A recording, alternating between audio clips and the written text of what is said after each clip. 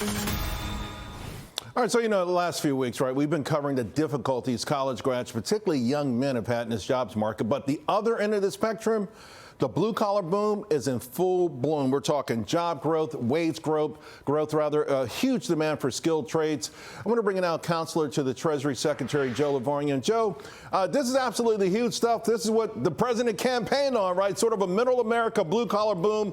But what exactly is driving it?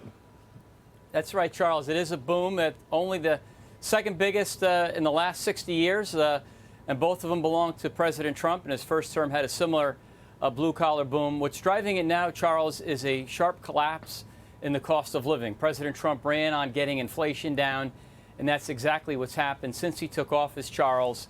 The headline Consumer Price Index, which is widely followed by investors and households, that's up only at a 1.9% rate. You take that collapse in inflation and you overlay it with very strong nominal wage gains, and you're getting really strong positive gains in real or inflation-adjusted wages. And we're upbeat, Charles, that those wage gains will accelerate now that the One Big Beautiful Bill has become law. To that point, I think what's happened with gasoline in particular is so underreported in this country. That is the largest expense, expense that hits almost every single household, and yet it's brushed over almost. You rarely ever hear about it. You know about the price of spoons and things like that before you know about the price of gasoline. And to your point, Joe, industrials, I think, tell the story, because industrials, that's the hottest sector in the stock market. And the way that tells viewers what's going on, I have guests come on every day and say, keep buying more. Now, part of this is also the CapEx boom, right?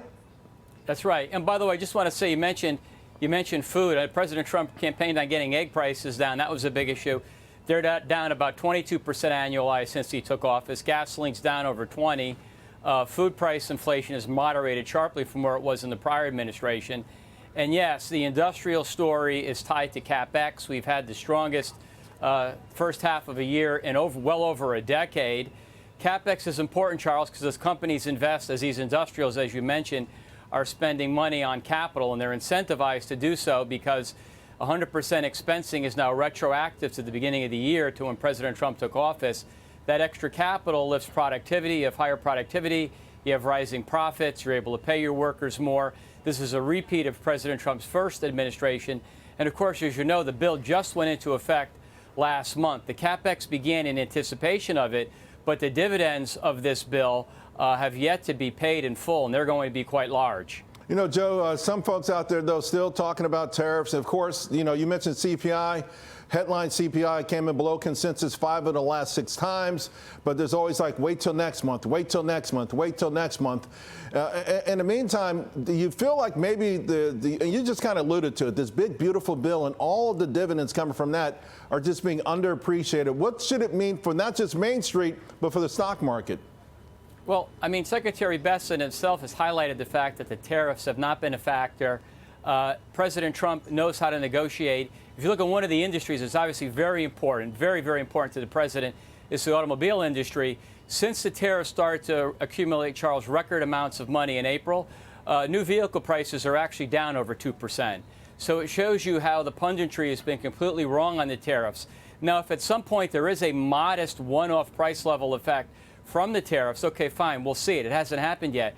But the fact that people are still trying to find it and are still debating it, Charles, is incredible, because this view has been completely wrong given what these folks were saying just several months ago. Yeah, they're all playing the I told you so game, and I think it's going to end, it already probably has ended miserably for them. All right, everyone's really sort of waiting, right? Jackson Hole looms large. Jay Powell's made major news there in the past. He's been really, he's pushed back hard against the Trump agenda. But everyone feels like, for the most part, that he's got to at least acknowledge that he's going to start cutting rates. What are you anticipating from Jackson Hole? The financial markets, Charles, have about a 90% chance, or maybe more now, of the Fed cutting in September.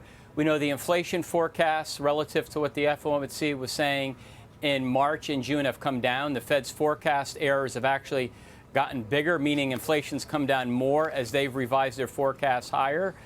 So I would think that, given what the market's saying, that the trajectory of rates is lower. I don't want to comment on a specific meeting, The Fed will tell you, if you look at their forecast, Right. that rates are way above their estimates of neutral. We did have two governors notably dissent. So I think there's a very strong case to be made why interest rates should come down. Hey, Joe, before I let you go, is there also a strong case to be made that interest rates coming down will help the housing market? Well, this is the thing, Charles. First-time housing affordability basically is at an all-time record low. And I know the president is trying to work as hard as he can to lower the cost of everyday living for Americans. We've seen it in the Consumer Price Index data. And he certainly has vocalized his desire to get those rates down to make it so that people can buy homes. All right. Hey, Joe, always a pleasure, my man. Hope to see you again real Thank you, soon. You've done a Charles. great job over there. Appreciate it.